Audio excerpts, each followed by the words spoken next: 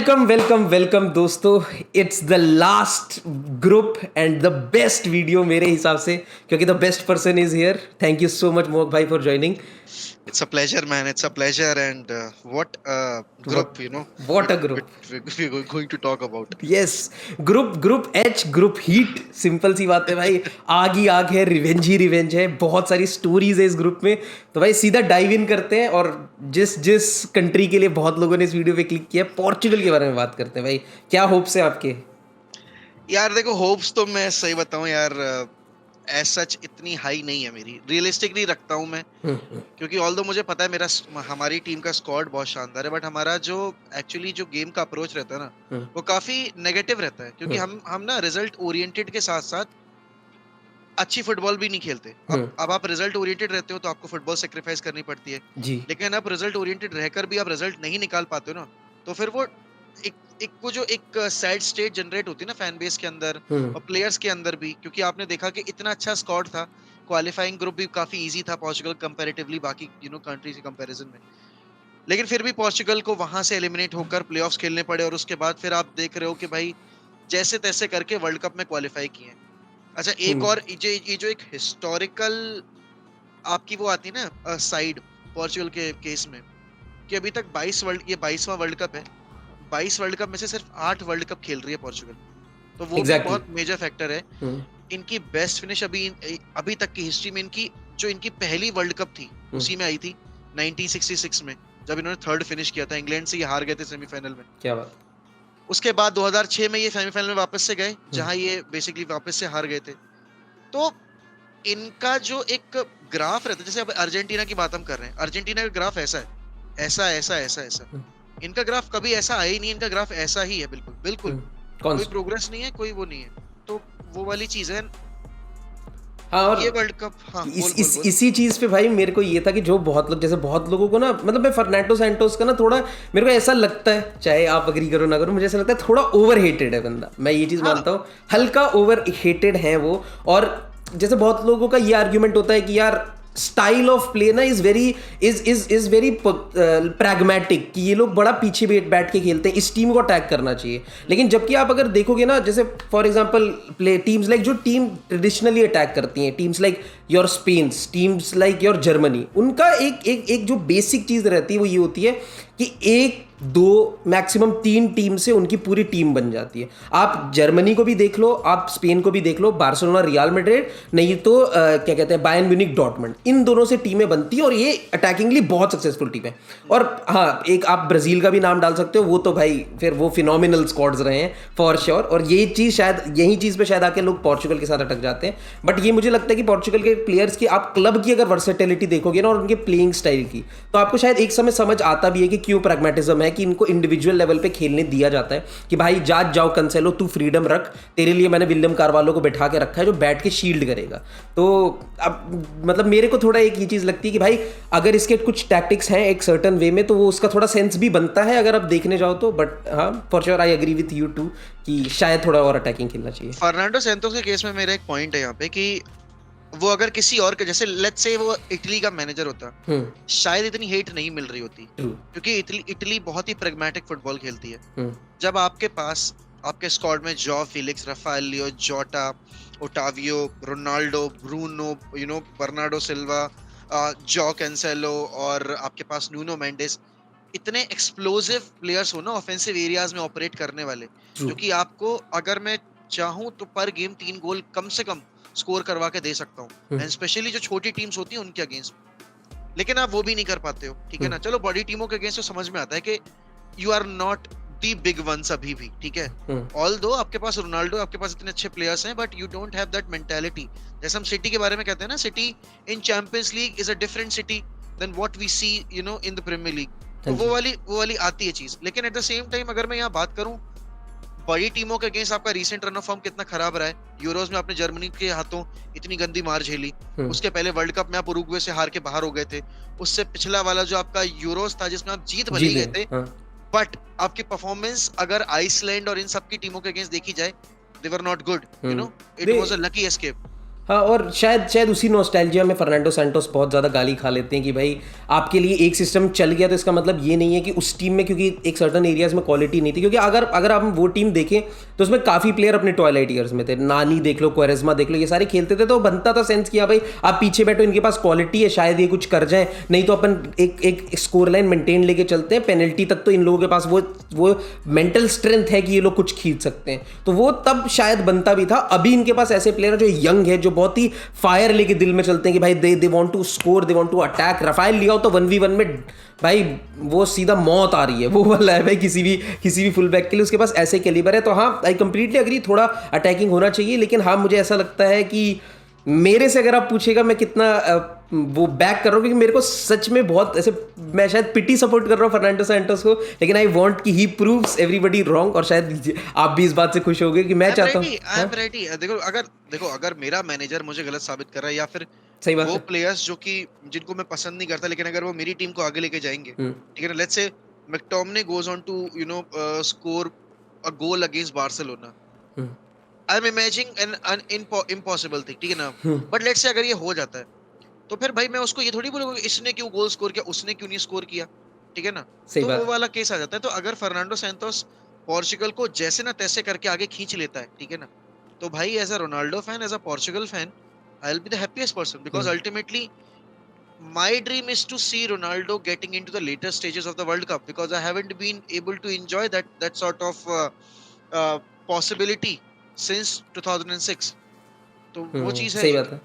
नहीं, यही मेरे को लगता है मेजर स्क्रूटनी जो है वो यही, बहुत ज़्यादा लोगों को एंग्जाइटी भी इस चक्कर में है कि भाई just because of your playing style, if this legend doesn't get to win this trophy just because की, क्योंकि इसके पास स्क्वाड भी है, अभी मौका बिल्कुल है। बहुत लोग ये चीज़ बोलेंगे भाई ऑन पेपर तो पोर्चुगल कंपीट करती है इलीटेस्ट ऑफ इलीट्स टीम के साथ, क्योंकि हर एक पोजीशन में इनके पास बहुत बहुत ऊपर के प्लेयर है, लेकिन एक पोजीशन जहाँ पे मुझे लगता है थोड़ा सा ये लैक कर जाते हैं वो सेंटर बैक। इसी चक्कर में एक प्लेयर जो बहुत लोगों को ना पसंद आता है, लेकिन मुझे स्पेशली पोर्चुगल में बहुत पसंद है, वो है विलियम कार्वाल्यो। क्योंकि डेनिलो तो चलिए सेंटर बैक में खेलता है ना, विलियम कार्वाल्यो एक मिडफील्ड की पोजीशन ले लेता है, जहाँ पे लोगों को पसंद है कि भाई यार विटीना खिलाओ, रूबेन नेवेस खिलाओ, कोई ऐसा प्लेयर खिलाओ जो बेसिकली थोड़ा मोबाइल ज़्यादा हो। बेसिकली शायद लोगों का एक वो रहता है कि थोड़ा मोबाइल ज़्यादा हो, बट जिस हिसाब की इनके पास सेंटर बैक है, मुझे लगता है एक फॉर श्योर डिफेंसिव शील्ड इन्हें चाहिए, और आजकल तो वो बॉक्स में जाके हेडर की अपॉर्चुनिटीज़ भी रखते हैं, तो मेरे हिसाब से आपको होप्स रखनी चाहिए। बट मैं आपसे ये चीज़ पूछना चाहूँगा मोक भाई कि कैसी लगी स्क्वाड जो अनाउंस हुई है, कोई ऐसे गिले शिकवे या कुछ ऐसे हाई नोट्स? हाँ, मतलब अब जैसे मैंने अर्जेंटीना का स्क्वाड देखा है, तो उन्होंने उसमें एक अनफिट डिबाला डाला है, ठीक है ना, और योन फॉइथ भी डाला उन्होंने, एक अनफिट डाला है। Why not Renato Sanches in that squad, because he was one of your best player. अगर मैं यूरोस की बात करूं, पिछले साल जब वो आता था पिच पे, he used to make the difference, he used to be a spark, true, ठीक है ना, तो आप उसको लेकर नहीं जा रहे हो। प्लस आई थिंक जोटा तो एक बड़ी मिस है, आई थिंक कोई इस नाम पे डिस्कस कर नहीं रहा है। आई थिंक जॉ मर्टिनियो थोड़ा सा मुझे बेसिकली वो नाम है वो चुभ रहा है, क्योंकि अगर वो होता ना, तो अभी जो हम एक तरीके से विलियम, देखो आई डोंट लाइक विलियम कवायो, ठीक है ना, बिकॉज थोड़ा सा रेकलेस है वो, मतलब he is a good player but he is a bit reckless. वो मतलब कभी कभी टैकल्स में रश कर जाता है, जिसकी वजह से आप कार्ड ले लेते हो अननेसेसरली। फिर आप अगर early stage in the game आप बेसिकली एक येलो कार्ड पे हो और वो आपका एक सेंटर मिड प्लेयर है, तो फिर आपके ऊपर प्रेशर आ जाता है कि if we go one man down, तो फिर हम ऑलरेडी बैकफुट पे हैं, हम बेसिकली काउंटर पे खेलना चाह रहे हैं, फिर हम वहां से और ज्यादा बैकफुट पे जाते हैं। तो नेवेज और मोटिनियो की जो डबल पिवट की जोड़ी काम करती थी ना पहले, अगर वो रहती तो ज्यादा मतलब बैलेंस रहता स्क्वाड के अंदर। लेकिन भाई मुझे ऐसा लगता है कि इस बार जो वुल्स, क्योंकि ये दोनों प्लेयर्स वुल्स के लिए साथ में ही खेलते हैं, इस बार अगर मैं वुल्स की रैंकिंग देखूं और स्पेशली उनका फॉर्म देखूं, तो शायद इस चीज़ को थोड़ा और, पहली बात मतलब मुझे ऐसा लगता है विलियम कार्वाल्यो को रेकलेस टैकल्स डालने पड़ते हैं, उससे यही दिखता है कि भाई जो बाकी प्लेयर्स उसके अराउंड जिनको अटैक करना होता है, वो जब अटैकिंग ट्रांजिशन में जब एक टीम का टेम्पो ब्रेक करना है, तो शायद आपको टैकल डालना ही पड़ेगा। बट हाँ, फॉर श्योर स्क्रूटनीज हैं, बहुत गड़बड़े हैं, लेकिन आई होप इस ग्रुप से ये बाहर निकल पाए, क्योंकि बाकी टीमें अगर मैं देखूं पोर्चुगल से आगे बढ़ के यूरुग्वे को, तो भाई बहुत धांसू टीम है। और इस टीम के साथ भी, इस टीम के 2 टीमों के साथ अपने रिवेंज के सर्कल चल रहे हैं, तो देखते हैं क्या होता है। पोर्चुगल बीइंग द वन, और क्योंकि पिछले साल बाहर, हाँ जी हैं, पिछली बार बाहर किया था और फिर अगला घाना। तो क्या लगता है भैया आपको यूरुग्वे के बारे में? देखो यार, आई थिंक एक टीम जो कि सब पे भारी पड़ सकती है और जिसके बारे में कोई डिस्कस नहीं कर रहा है, दैट इज यूरुग्वे। बिकॉज इनका स्टाइल एक्चुअली आप कह सकते हो इट इज क्या कहते हैं, Simeone 2.0 kind of a style, ठीक है ना। दे लाइक टू, हाँ, they like to break the opponents. वो काउंटर प्रेस करते हैं आपको, ठीक है ना। They pin you down in your own half, और वो खेलने का मौका नहीं देंगे, स्पेसेस नहीं देंगे ऑपरेट करने के लिए, एंड काफी एग्रेसिव है in their game. Attacking wise वो काफी डायरेक्ट है, वो सीधे आपको फ्लैंक्स चेंज करेंगे। Fede being the one in the midfield, Lucas Torreira, two of the most hard working, Bentancur है। मतलब लूकास टोरेरा, और जब मैं वेलवर्दे की बात कर रहा हूँ तो ये ऐसे प्लेयर हैं, भागने वाले घोड़े जो कहते हैं ना, जो चलाते हैं आपका गेम। इफ द टीम अगर स्ट्रगल कर रही है सामने वाली टीम को ब्रेक डाउन करने में, तो वेलवर्दे प्रेस करेगा। वेलवर्दे will push the opponents to their limits कि वो गलती करें। मतलब आप ये देखो, लिवरपूल 2 साल पहले की लिवरपूल अगर मैं देखूं, लिवरपूल क्यों सक्सेसफुल थी? Because they used to relentlessly press the opponents. City हमेशा बैकफुट पे क्यों रहती थी लिवरपूल के अगेंस्ट?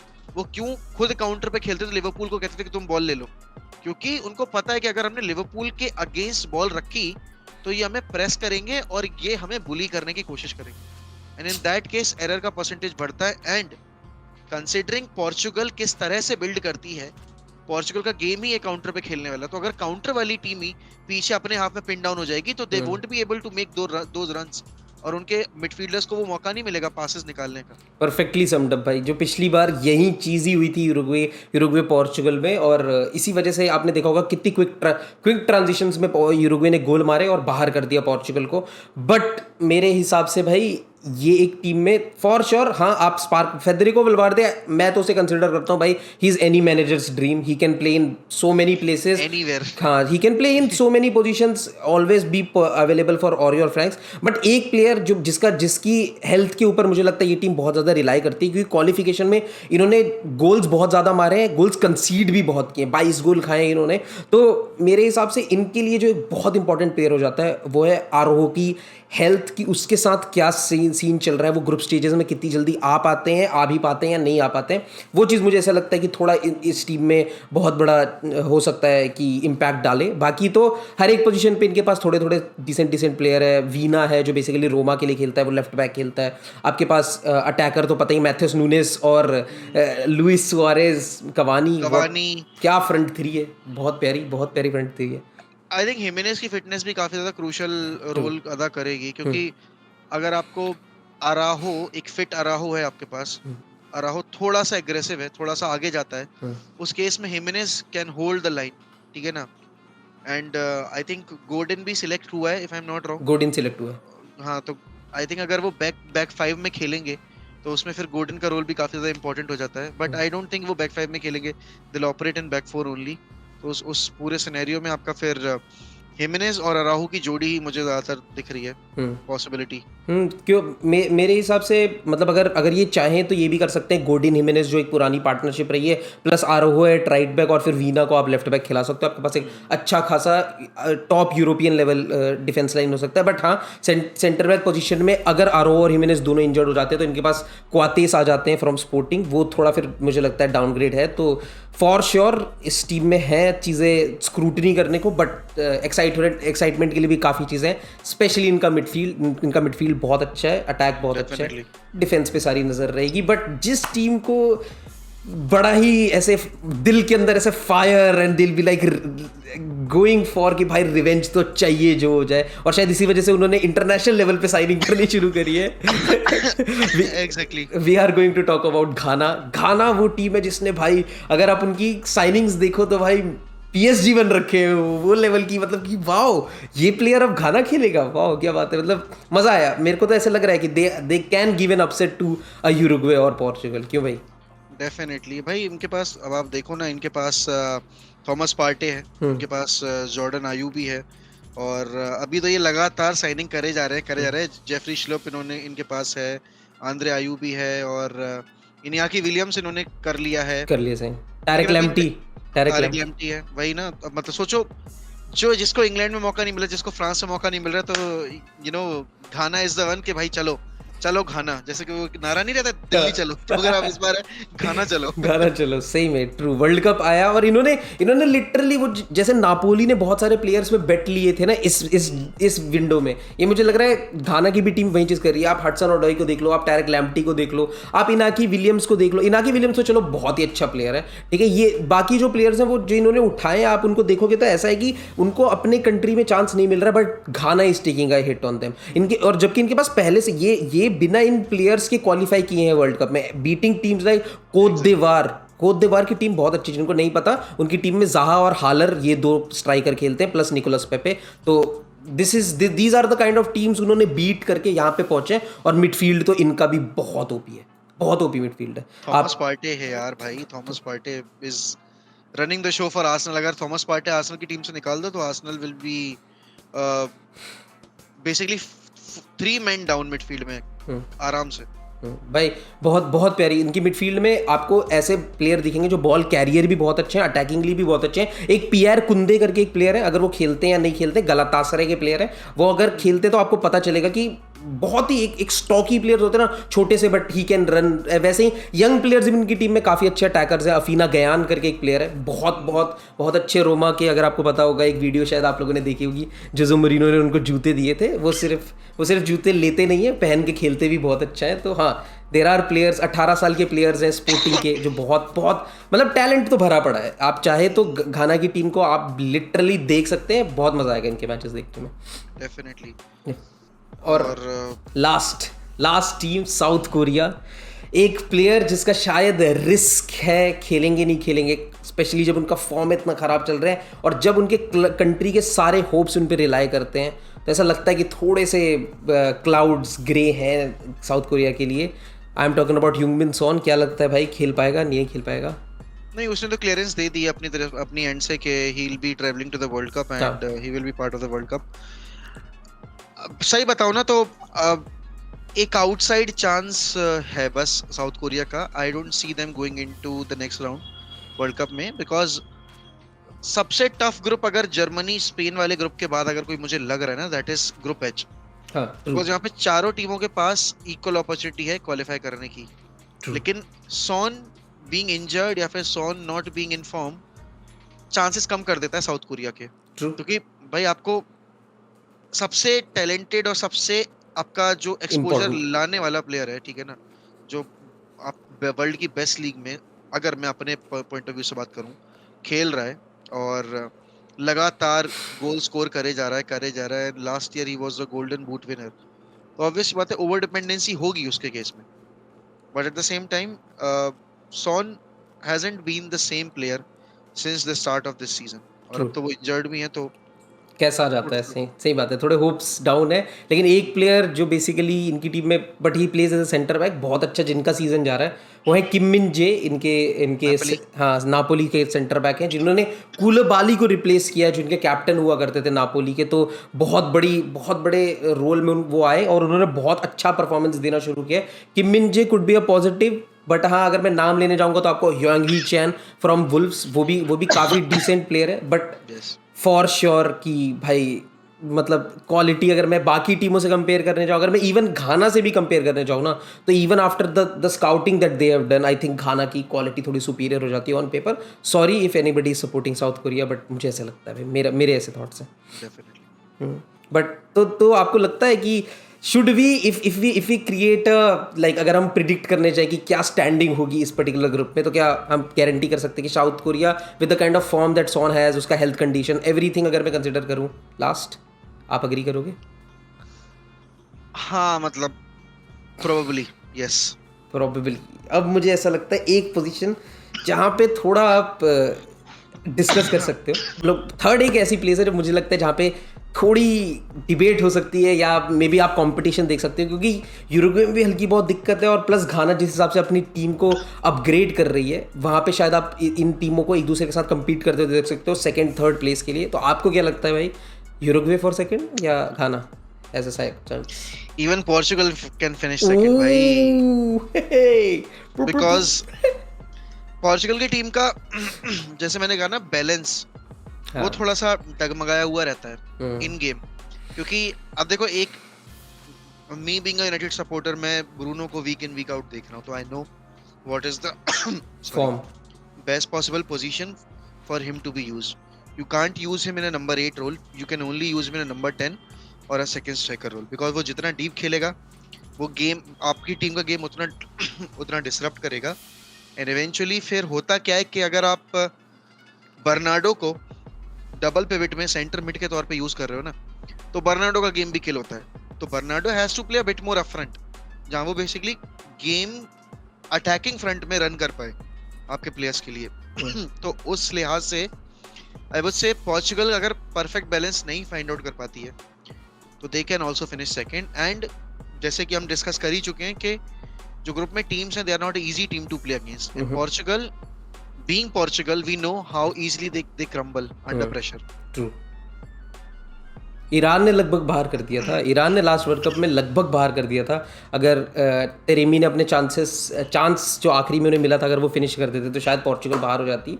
बट राउंड ऑफ 6 एक और पॉइंट है कि Ronaldo is not in good form, Joao Felix is not in good form, ठीक है ना?